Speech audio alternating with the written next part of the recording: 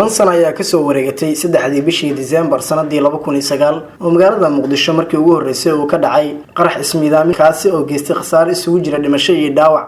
qaraxan oo ahaa mid ismiidaamin ayaa ka dhacay Hotel Shamu oo ay ka soconaysay xaflad ay ku qalin jebinayeen arday dhameysatay kulliyadaha kala duwan ee waxbarashada jaamacadda Banaadir. waxaana xafladaasi soo qaban qaabiyay maamulka iyo ardayda jaamacadda Banaadir. xafladaasi waxaa ka soo qayb galay mas'uuliyiin ka tirsan dawladda ku meel gaarka ah ee Soomaaliya, bulshada rayidka, macallimiin, waalidiin, ardayda qalin jebinaysay iyo sidoo kale wariyaal. waxay ahayd xilli barqa 3 bishii December 2009 iyadoo xafladda ay ka soconayso Hotel Shamu. waxaa mar qura isbedelay jawiga xafladda kadib markii uu qarax ismiidaamin ka dhacay gudaha hoolka ay xafladdu ka dhaceysay. waxaana qof nafti haliga uu isku qarxiyay bartamaha goobta ay ka soconaysay xafladda qalin jebinta ee ardayda jaamacadda Banaadir dhameysatay ay ku qalin jebinayeen sanadii 2009. qaraxa kadib waxaa isbedelay jawiga goobta oo daqiiqad ka hor un ahayd jawi farxadeed, hase ahaatee wax yar kadib isku bedeshay jawi dhiig iyo isku dhaxyaac uu ka dhacay goobta. dad kala duwan ayaa ku geeriyooday qaraxaasi oo ay kamid ahaayeen ardaydii ka qalin jebinaysay jaamacadda Banaadir, waalidiin, mas'uuliyiin ka tirsan dawladda ku meel gaarka ah ee Soomaaliya,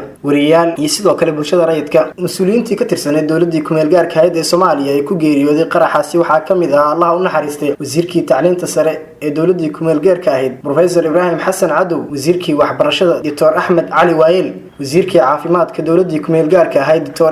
Qamar Aadan Cali, wasiirkii sportska iyo dhalinyarada Suleymaan Colaad Rooble oo u geeriyooday dhaawac soo gaaray. sidoo kale dadkii ku geeriyooday qaraxaasi waxaa kamid ahaa Dr. Shahiid oo kamid ahaa dadkii ka soo qayb galay xafladda ay ku qalin jebinayeen ardayda dhameysatay kulliyadaha kala duwan ee jaamacadda Banaadir sanadii 2009 3 bishii December. tirada ku dhimatay qaraxaasi waxaa lagu qiyaasay 30 qofood. sidoo kale tiro 50 qofood ka badan ayuu dhaawac ka soo gaaray qaraxii 3 bishii December 2009 ka dhacay Hotel Shamu ee magaalada Muqdisho. waa kan Dr. Usmaan Maxamuud Dufle oo ka sheekeynaya sida xaaladdu ahayd 3 bishii December 2009 xilli uu goobjoog ka ahaa goobta uu qaraxu ka dhacay. 2 daqiiqo ibar aan hadlayo Professor Shahiidna uu ka soo degtay meeshii wuxuu tagay kursigiisii ma tagin Ibrahim Xasan Cadow Allah u naxariistay wasiirkii tacliinta sare ayuu ag fadhiistay oo booskayga sii fadhiistay. haddaba 2 daqiiqo bar marka hadlayay ayaa waxaa dhacday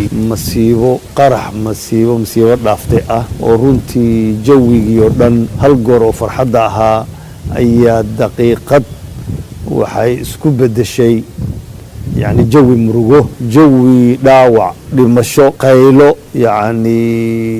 dhibaato intii jiri karta.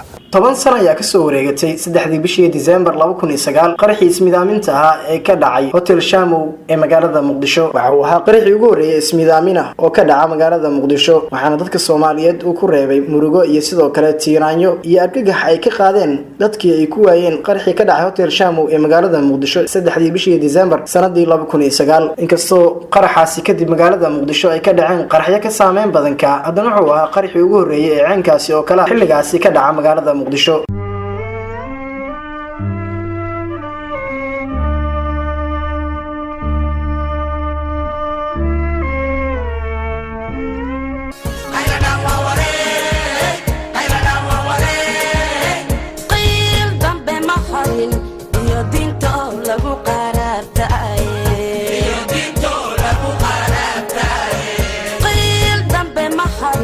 iyo dinto lagu qaar